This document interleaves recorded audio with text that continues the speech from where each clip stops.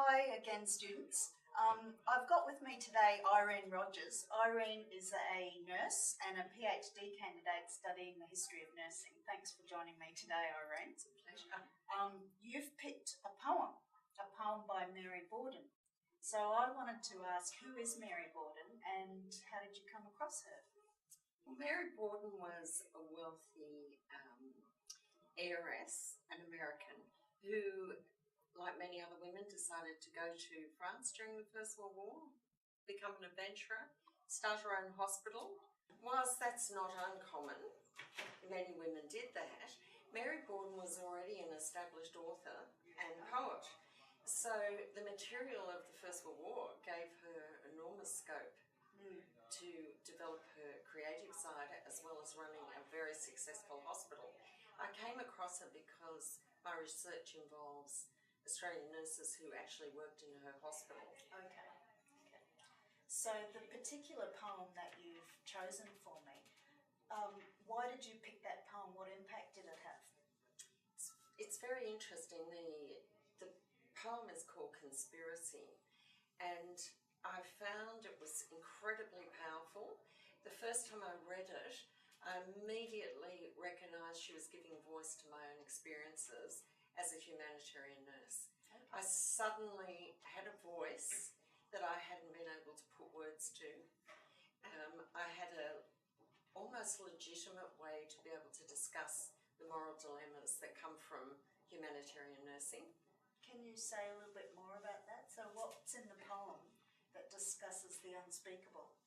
What's in the poem is she starts by talking about the way that we send men to the trenches, because it was in the First World War. We send the men up the road full of hope to the trenches. What we do is then destroy them, maim them, injure them, and the role of the nurse becomes the ones who have to put them together again to send them back up the road.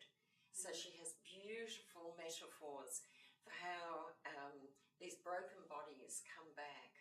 They pour out of the ambulances, she says, like loaves out of the oven, for us to conspire to put them together again, like laundry that we've sent off tattered and broken, and then we just simply throw it away when it no longer is serviceable to us.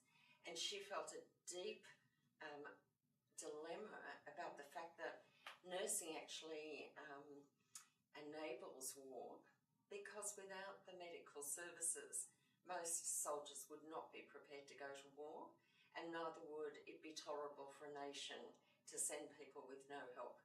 So she has a big moral dilemma. Where are we in terms of enabling this terrible abuse of humans? And then she also gives voice to the way that we dehumanise soldiers once they're in the medical system. And she talks about we conspire against their right to die.